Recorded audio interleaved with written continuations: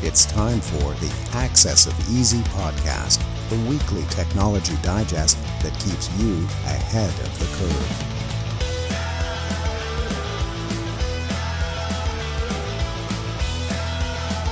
Brought to you by EasyDNS.com. Welcome back, everybody. Access of Easy, the last Access of Easy episode before Christmas. I believe there is no written or recorded release after this week until the new year. So with that housekeeping out of the way, as usual, my name is Joey. That's Len. Buddy, did you notice that we're supposed to get like 5 centimeters of snow overnight and then some more tomorrow? I didn't know that until about an hour ago. Yeah, and I have a party to attend midday tomorrow, so I'm not sure if it's going to actually take place. What party? What are you talking about? You want to party without me? Sorry, I was just going to shovel the snow tomorrow after it. It was going to be, yeah. So we'll see if this thing really happens, Joey. The one day it snows this year, and it just so happens on a day where I was supposed to go out. But it's okay. My car has been through a lot of snowstorms before. It's going to go through a lot more moving forward. If it starts, that's another, question. It's okay. We could push it there. Yeah. It's good for the legs. Except for pushing it uphill. Holy cow, that thing. Yeah, it might be a little tough, eh? It might be a little tough. Yeah, it's 3,000 pounds, but that's why you keep the tires full. I'll be out there shoveling tomorrow if I have to, but I have 2 cars in the driveway, thankfully, at the moment. So we'll see if I end up doing that. Plus, like with a newborn, I don't really go anywhere. I was thinking, I was thinking to myself today. I'm like an avid gym goer. I've been an avid gym goer for, I'm 37 now, more than 15, 16 years. When did I start going? 19, almost 20 years I've been going to the gym. I've been to the gym since my daughter was born, I think 3 times. Now I have a setup here too, but it is a big difference working out in your basement compared to going to a commercial gym. And, it's not always about just the quality of the workout, but also about sort of the mental element of being in a weight room with other people who are lifting weights as opposed to in your basement. So I thought about that today. Like I haven't been anywhere. My wife and I have a dinner to go to tomorrow night in the city for her Christmas sort of get together, her Christmas bash for work. But other than that, Len, like not only have I not been anywhere, I have nothing on the docket to go anywhere. Like we're intentionally kind of locking down here. Sorry if I triggered anyone with that phrase, but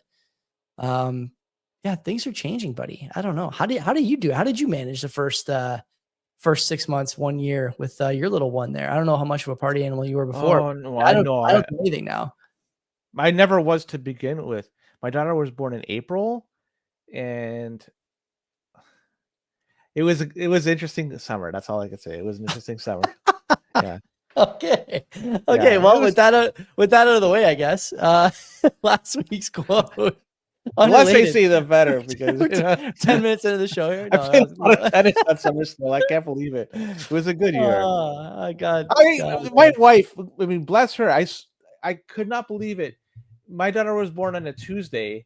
The weekend following, so not the 2 weekends after, so like 9-10 days later, she was on a tennis court after a C-section. Yeah. I swear she's the toughest person I've met.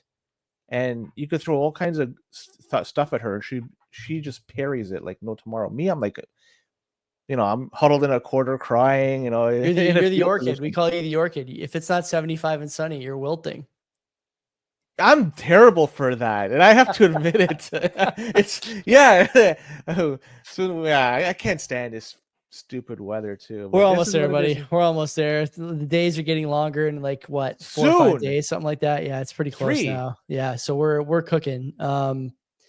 If anyone's still listening or watching after that intro, we'll go to the quote of the week from last week. I consider that a man's brain originally is like a little empty attic, and you have to stock it with such furniture as you choose. That was from Arthur Conan Doyle. 2 correct answers, not bad, but John got it first. So big congrats to John.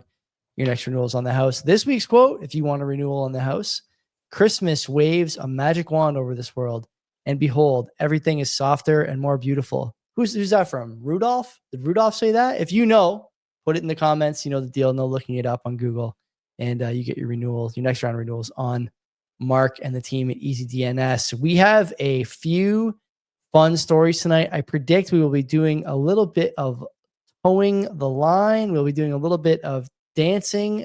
We'll be doing a little bit of discussing the latest and greatest in data breach and overreach. And my friend, where do you want to start? Marco Mendicino. Of course. Where else will we start? Where else will we start? Yeah.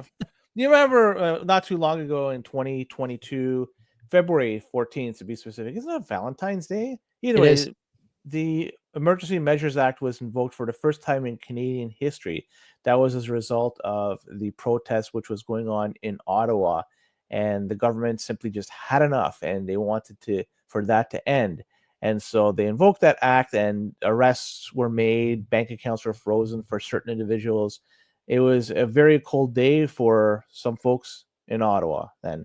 But at the time, the then public safety minister, Marco Mendicino, apparently the thing is he was apparently deliberately lying when it comes to presenting evidence as to why it is they invoked the act. And Conservative MP Glenn Motz was leading the push for accountability, and he said, quote, "Parliament deserves clear and definitive answers. We must be entitled to the truth." And at the heart of all this is that there's the law enforcement aspect and the thought, or at least the narrative, that they were recommending the invocation of the act. But it seems like after the fact, it was not the case following a report that was submitted.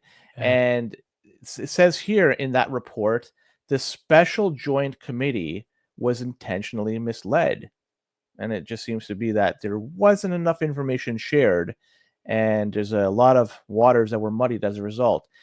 Keep in mind, too, that this was challenged by the federal court, and it was ruled that the invocation of the Emergency Measures Act was deemed to be unconstitutional, and it set a dangerous precedent.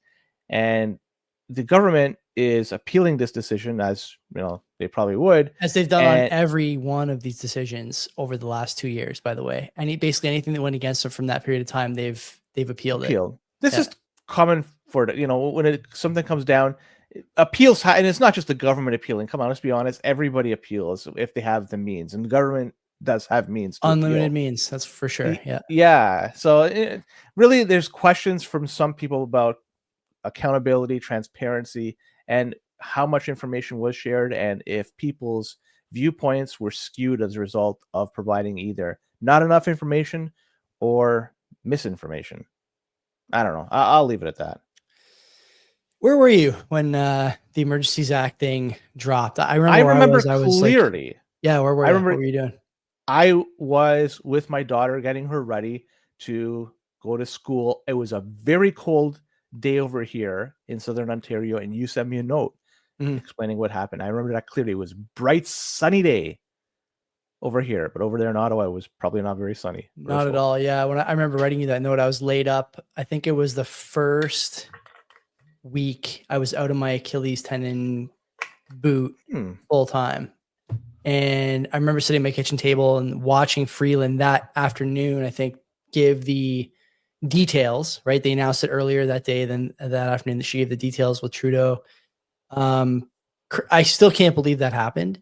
And maybe even more unbelievably, that people don't seem, like the broader public doesn't seem to understand the ramifications of something like that, the ease with which it was enacted, enforced, and since then, the ease with which, by and large, the government has skated on the consequences of lying, right? At least for the moment, that's the ruling.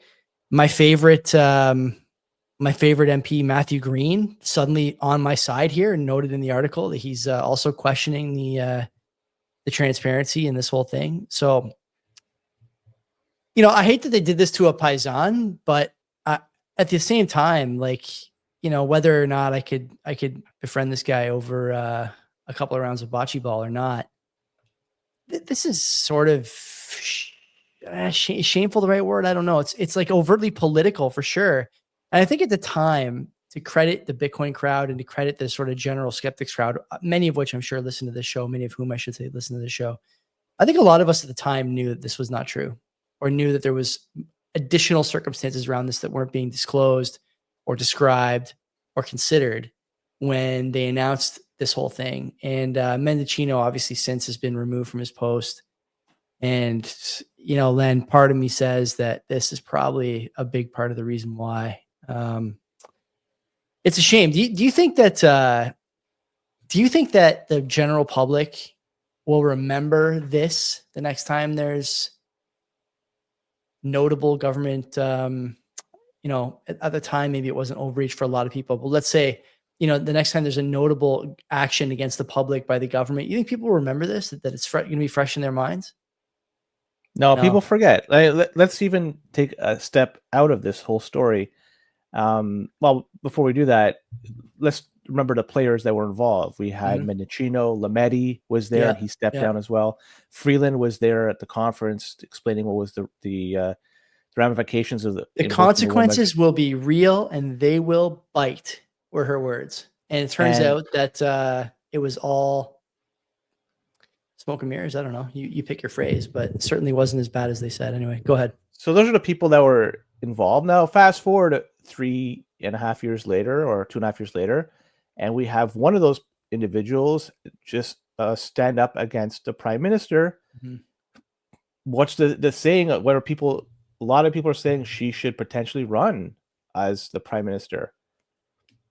Well, you know, I'm not saying she should or she shouldn't. I'm just trying to say, look, you know, maybe memory is short for some folks or longer for others. I don't know. Maybe they like what was done or they forgot what was done. A lot of people do like what was done, I think. I don't know what your circles are like, but I remember going to parties at that time and everybody was saying they were glad about this. The truckers deserve to have the sort of hammer of the law brought toward them and the full force of the, you know, available action levied against them. I thought, you gotta be kidding me. This is like obvious David and Goliath story here. And people are siding with Goliath everywhere I looked, it felt like. That's why, like, in retrospect, I think a lot of people realize that maybe that whole thing was overblown, right? The pandemic and all this stuff.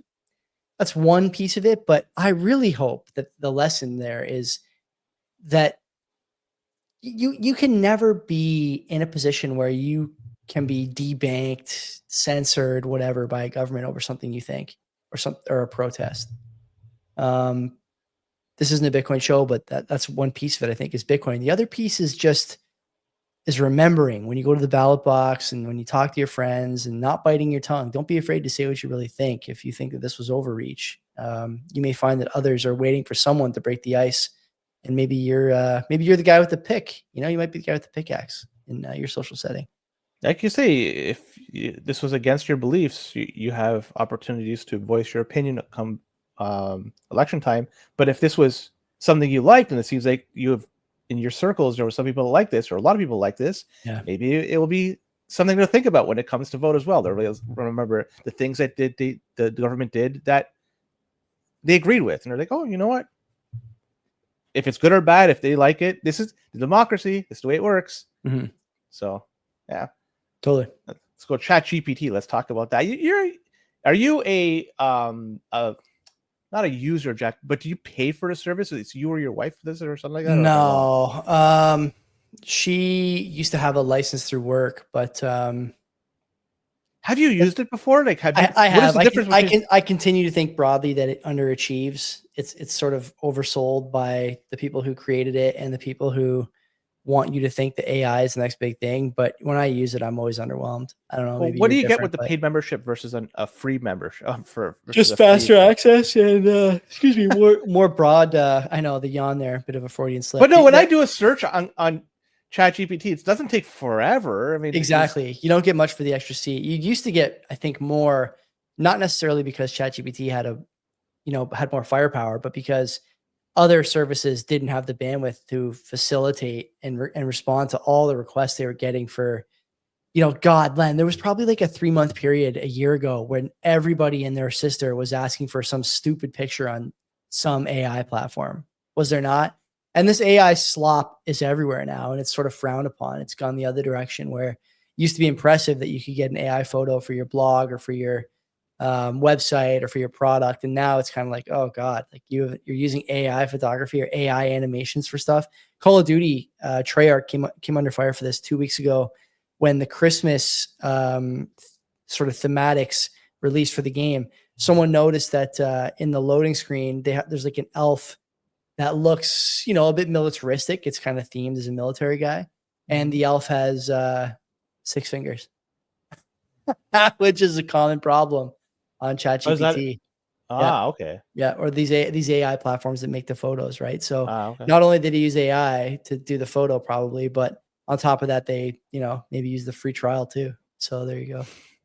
Well, good for them. They are value oriented. Yeah, Those are the people I want to be associated with and also purchase their products. for sure. Let's talk a little bit more about ChatGPT, because it looks like they might be censoring information on individuals. So this AI thing is, maybe not all it's cracked up to be. It's a great tool for searching and stuff like that.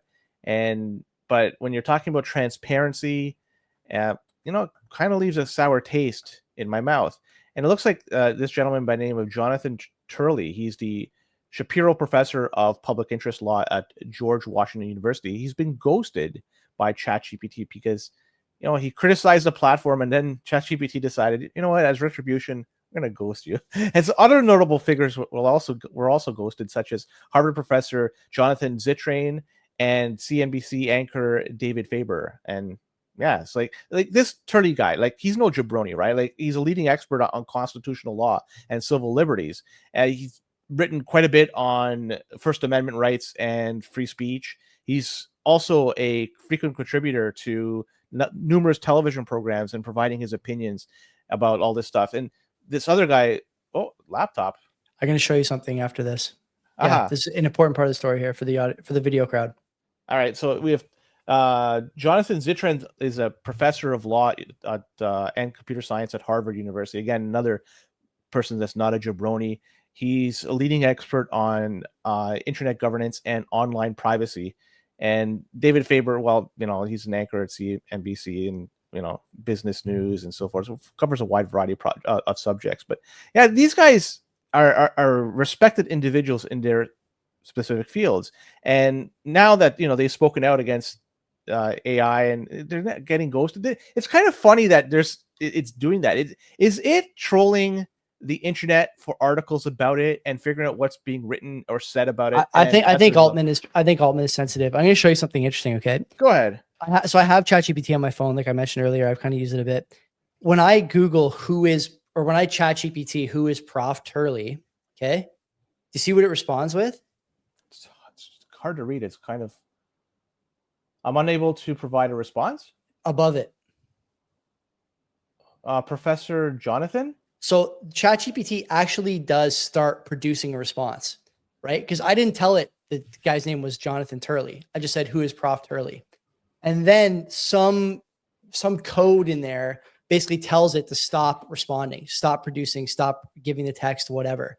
And when I see that, it tells me that like they are purposely like censoring certain things. Like if ChatGPT ever produces Jonathan and Turley together, get rid of it. So probably not only can you not get anything about his work, his tenure, his academic career, whatever, you probably can't even get stuff that's sort of adjacent to him that might mention him. How much stuff is that? That seems like a lot of, censorship. And that's exactly what it is that woke AI is doing here, to go through in order to what?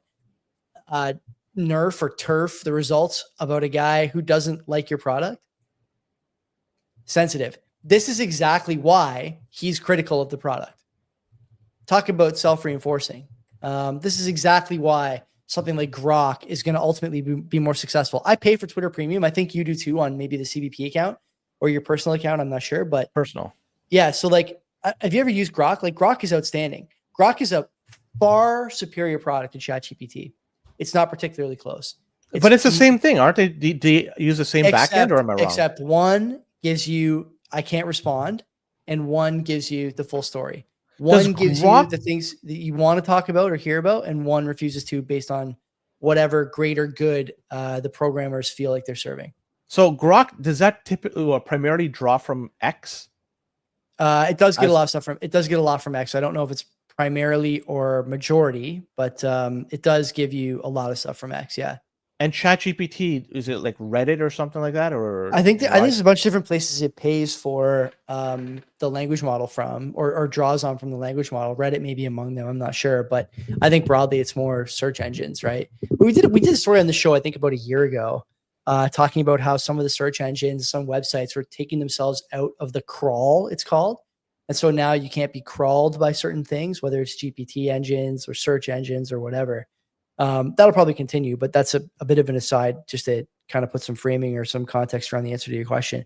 I personally don't understand how people are still using ChatGPT at the cost. Grok is better, faster, cheaper, and I would argue draws on probably the best constantly updated data set in Twitter of any of the available models.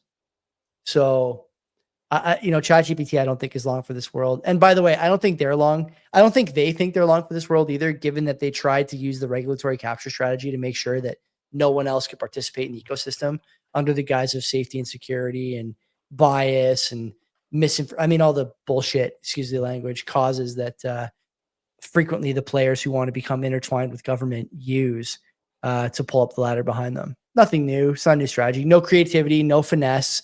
They came up with the first big LLM. They have the catchiest name of the bunch, or did, I think. And they tried to use it to basically, bribe, cheat their way into a monopoly, and would have become an arm of the government. And fortunately did not, which has been nice to see. And by the way, Trump named, of all the guys who he could have named, the AI czar, right? Including what's his name there? Altman from ChatGPT. He ended up going with David Sachs. Sachs is on All In every week, critical as all hell of ChatGPT and Altman and that whole foundation, how they were a nonprofit. They took money from Elon, blah, blah, blah. There's a whole story there about how they were sort of crooked on the finance side too. It's no wonder these guys are sensitive. And I think they're going to get more sensitive as time goes on. Is there a blue sky alternative? I doubt it. I can't imagine there the is. Floyd? Where would they get the... Oh. I'm talking about the guy that played drums on the Muppets. Oh, okay. I thought you were talking about Pink Floyd. Or even them too. Yeah. What the hell are you talking about, man? Floyd Bannister, the pitcher, the ex-pitcher. So they don't have one. They should, right? They got to pick up something. Where would they get the compute, right? Like they don't have the compute for it, I don't think. Because it's isn't it like totally decentralized or relay based? I don't know exactly what the nature of that network is, but they could tap into windmills or solar panels and it's intermittent power. Use water mills from the tears of people crying on the platform all the time. And they're numerous these days. Let's talk about this ransomware group. Is it Cicada, the bug. Yeah, the bug. You know those bugs? Yeah. I was fucking sorry. It's just all this Italian. I want to pronounce it differently. Yeah, so it's a ransomware group, and they have, it's a ransomware as a service group, actually. It's emerged in 2024, and very sophisticated stuff here, and they were applying advanced tools and targeting a wide variety of platforms like Linux, Windows, NAS devices, and so much more. For people that, I don't have a NAS device, I do want to get one because it just makes sense to host my stuff like that rather than just relying on a laptop with a lot of storage. But anyways, the group has been observed as targeting businesses across a wide variety of critical sectors, including healthcare, manufacturing, and finance. So what do they do? Well, these guys, they decided on December 15th, just a few days ago, they decided to breach a major French dealership and its concession Peugeot. And the group allegedly stole 35 gigabytes worth of sensitive data, including invoices, passport copies, and internal communications. How the heck they got passport copies? Who goes to their local dealership and provides a copy of their passport? Like, why is that information required for purchasing a vehicle? I don't know. It's just interesting to see, but nonetheless, there's a lot of information now floating out there. 35 GB worth, so you could suspect what's going to happen. And anybody that's purchased a car over there from that French dealership, they got pwned in the process.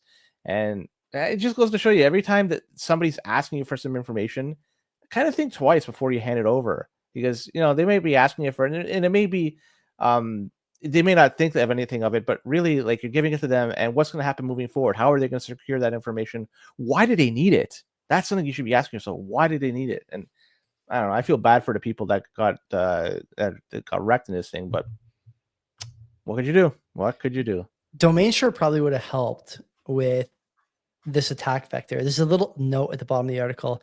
The fact that concession Peugeot operates under the official subdomain concessions.peugeot.fr creates a closer association with the larger Peugeot brand. Big companies like Peugeot often let their authorized dealerships use subdomains to maintain a consistent online presence and make it easier for customers to trust their service. However, this setup means that an attack on a dealership can easily look like an attack on the main company. While this breach only targeted the dealership, the use of Peugeot's domain could lead to confusion. I bet you Mark has a tool for this in Domain Sure's suite of security options. Number one. Number two, what can you do if you've already given your information to the dealer in person? What information did you provide them? I'm assuming whatever, your address, ID. Once you hand it over, it doesn't matter. It's done. Honeypot. Honeypot over and over again on this show. Honeypot. And I don't know what the fix is for this, Len. Like, we got to not be buying cars, I guess. Buy used.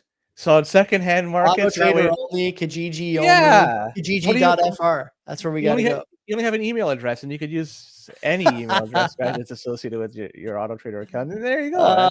Oh man! And plus, it's probably better value. Stellantis, Peugeot's part of the Stellantis group, right? Aren't they? So Stellantis is already going through some real problems right now. Yeah. Here's just another one. Just going to tack it on to them. So too bad. The auto sector in Europe is really taking it on a chin these days. It's hilarious how much stuff they got. Everything from receipts to invoices to internal comms. Like, damn. Just burn that information after a few months. Don't keep it up forever, right? Some companies do that, right? And I'm curious as to why these guys don't. I suppose maybe if you want to get your like maintenance records or something, you need some kind of file, but definitely not one with your passport. You don't need to keep the passport on file just to get the oils done and oil and brakes done, I should say, right? So yeah. I mean, the ultimate answer here is that there is no good way to store all this data, and the answer is to not store it at all. I think that's the right way forward. Hey, this SOP chatbot. SOP, standard operating procedure? I don't know. It was an AI chatbot. It was developed by Optum, and that's a subsidiary of United Health Group. And this was designed to help employees navigate the company's standard operating procedures. There you go. It is SOP. And it's by answering questions. So if you ask a question to it, it will answer to you right away. And any sort of disputes or claims, it can provide you an answer. So this was internal specifically to employees. Keep in mind, this is very, very important, because in December 2024, there was an incident that occurred that the chatbot was accidentally left for public accessible online, so anybody online could access it and get access. So think about who is asking questions internally. It was asking questions about people's health claims and stuff like that, disputes, and then it was left online for anybody to look at. And this exposed the chatbot to the public, and anybody with an IP address that could essentially interact with it. So who has an IP address? Every connected device to the internet. And so the chatbot itself claim it didn't have any sensitive information such as patient health information. It did reveal insight in how Optum members, employees interacted with the tool and the type of questions they asked. This might be beneficial or help people moving forward, or maybe they could try to sway things moving forward. It also raises concerns about the data privacy and security, given the fact that they left this thing for anybody online to get to it. So there's a lot of potential misuse. And oh man. So yeah, this is just, it was a demo tool. It wasn't meant to be in a production environment, but lo and behold, somebody messed up and decided to just put this online, and they didn't institute any careful security measures or double check their stuff. But sensitive information could have been lost. It looks like it has not. At least that's the claim. But yeah, SOP chatbot. I should have downloaded that when it was available. It would have been cool to somehow get a copy of it if it was possible. Is there a GitHub for this? I'd love to see. Could I clone this SOP chatbot? I want to see if there's a GitHub. I'm curious. A GitHub. No, there isn't. Chatbot API. There's definitely not. It's been a tough couple of weeks for companies that have United Health in the name. Oh, is that the guy that got whacked? It's a different company, I think, but yeah, Brian Thompson did work for. He was the CEO of United Health, and that United Healthcare in this story. Or do I have that backwards? Yeah, this is It's United United Health Healthcare, I think. Group for this one. So I don't know. wait, hang on. This guy, he got. That's right. Did you see it? I don't Oh, want to it take is this, United Health. Yeah, maybe it is. It's hard to say. It's and in the I don't want to article take here, this but into that direction. yeah. But did you see that there's a lot of people they're making Luigi into a martyr, so to Did you speak? see the picture of Luigi in the Yes. orange jumpsuit today? You Yes. cannot convince me for 1 second that there wasn't 100 man hours spent making sure that there was no short or fat guards with that guy on that walk. Every guy in that picture is bigger and more buff than him. And you cannot convince me for a second that was not done on purpose. Throw a mustache. That kid is young. He's big. He's handsome. Everyone's seen the pictures. That guy's been to a gym. He's no stranger to a weight room. And you cannot have a bunch of Oompa Loompa looking security guys escorting, the modern day martyr to his trial or to his cell. No, I'm thinking this through a different lens because Luigi in the game is tall, skinny guy. Now, if you have a shorter, rotund individual with a mustache, we can't. No, it could be a Mario type character. That is true, but I don't think that's why they did it. I think a lot of people have seen. I think a lot of people have seen these pictures over the last little while of like rotund police officers, guys who look like they don't miss any meals, and instead they want guys who are big, strong looking, bigger and stronger than him, which I think is a good idea visually Why speaking. was Mayor Eric Adams part of that whole entourage? What else is he doing? I don't know. He's getting pardoned by nothing. He's not doing or anything. He's bored. He's not doing anything. But I just don't understand. Like, I understand in the past he was a police officer, but he separated himself from that role when he started becoming the mayor of New York. So when do mayors escort prisoners that come out of a plane? And you know what I mean? Like, I don't see Olivia Chow doing this. I don't see Mayor Suarez doing that. Like, it's just this guy was a one-off. It just seems so out of place. Olivia Chow, right? She's not going to do it. No, I wouldn't want her to do it. It's not her job. No, me neither. And why is Mayor Adams there? It is funny. Yeah, I'm not sure why he was there. On the topic of the story, the one thing I'll add, since we're kind of going long, is there's a bit in the article here. If you haven't seen the article, it's linked in the newsletter as always. Common reasons for denials in the New York out-of-network OON dispute process. Like, people are asking ChatGPT why you would deny a request. So to your point earlier, yeah, this is going to be a big thing. I think the question is, are they going to change policies, or do they care enough, or think that enough people got their hands on this or on the responses to make a difference in their bottom line? I'm not sure, but this is what you shouldn't, for something as important as healthcare, should you need a chatbot to tell your employees what to do or not do? I just asked ChatGPT actually right now, why would my United Health claim be denied? It gave me a list of 11 different reasons. So in the article, there's 10 different reasons.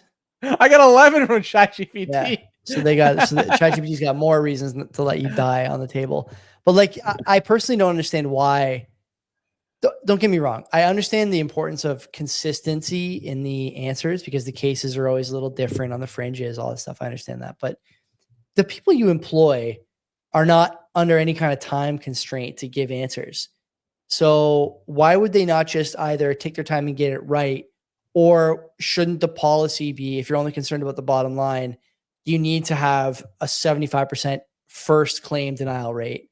And then if people want to take it to the next step, they take it to the next step. Like, I don't see a reason why you'd ever have a chatbot for this.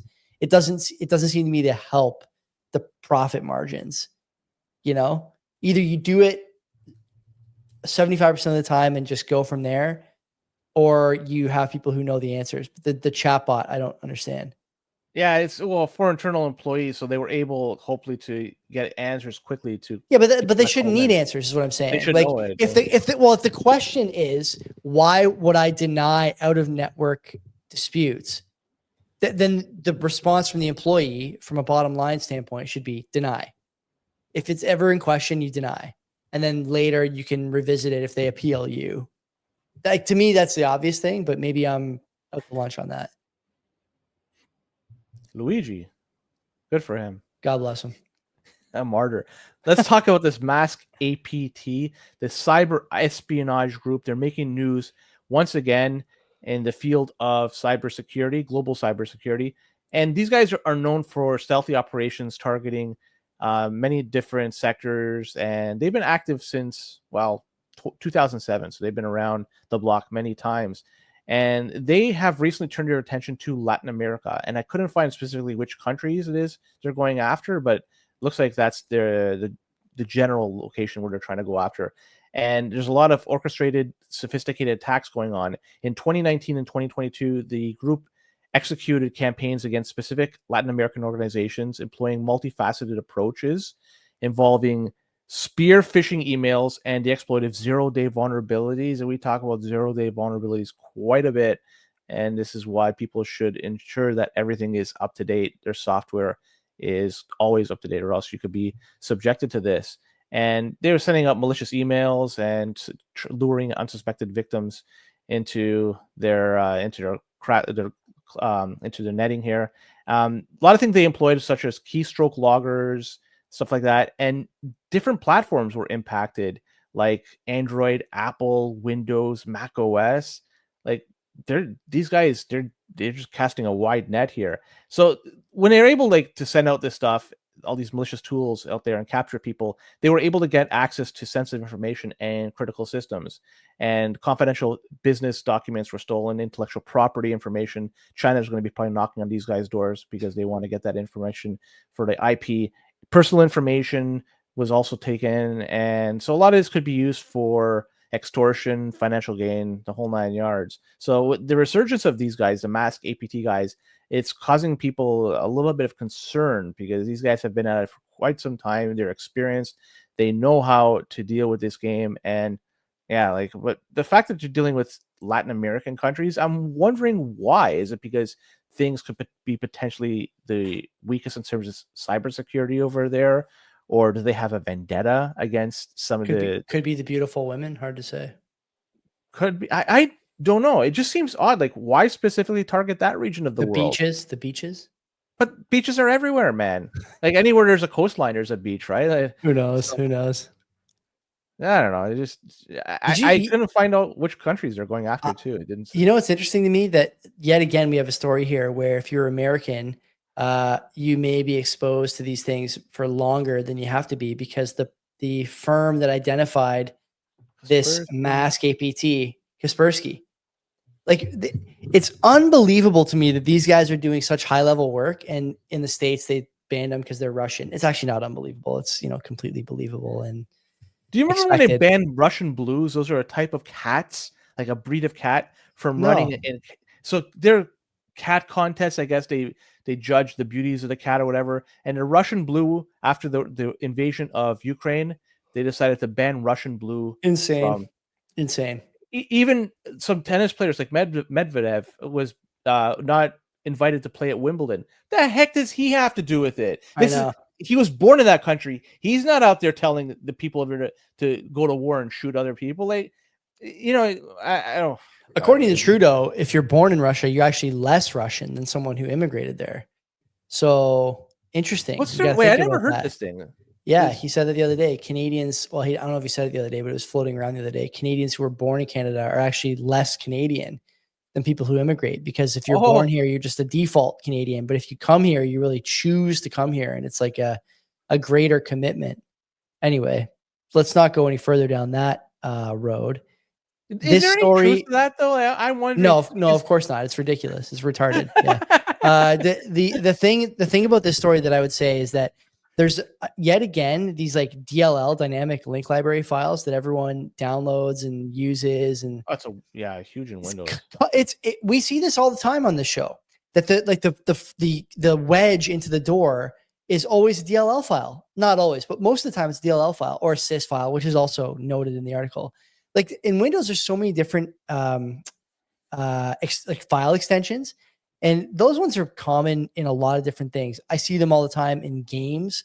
I see them all the time in like open office as much DLL files. Dynamic link libraries do a lot of things for a program, and you basically need them no matter what you're downloading. And so it's a good place to stash something. Important to have good antivirus software on your computer, even if it's a little too strict. So at least you get a look at something that might be harmful to your system, might be harmful to your privacy, might be harmful to your data, whatever. What you don't want is something that's loose or nothing at all. And then by the time you find out something has happened, it's way too late. The system's compromised. You don't know how long it's been compromised for. Like you mentioned, you're talking about keystrokes, key loggers. That's everything, man. That's, if you're a Bitcoiner, that's your private keys. If you're not a Bitcoiner, that's your banking passwords. It's you name it, all sorts of stuff. And in every single case, the answer is always to just be more careful, more diligent, have the right software, have the right protections, and know where you're downloading stuff from more than anything else, right? I think that's the answer. Even some of these are so sophisticated. For example, if you're dealing with your Bitcoin keys and you're typing it in, it doesn't even need to log it. Some of it could just by the sound of the keys. It's able to kind of figure out. I've heard this before, but it seems unlikely. I'm not sure. There may be some truth to that, but I just want to stress, if anybody does have Bitcoin, and I hope a lot of people do that are watching or listening to the show, never type it into a computer. Like if you're using a cold card, you're entering it in on that, and that's totally air gapped. Hopefully it is air gapped when you set it up and you're using it. So there's no way that information can be transmitted to somewhere online. Turn off the NFC, turn off the does it have Bluetooth? I think it does. The NFC for sure. Does the cold card Mark IV? No, it doesn't have Bluetooth. I don't think so. NFC. The Q might. I'm not sure. Yeah. But yeah. One turn day that we'll stuff off. You don't need it. You don't need it. Yeah, agreed. Turn that garbage off. That's it, anyway, Joey. That's it. Merry Christmas, Happy New Year. We'll see you January something. I'm not sure exactly what day we'll record again, but sooner rather than later. Until then, my friends, take care of yourselves. Happy 2020.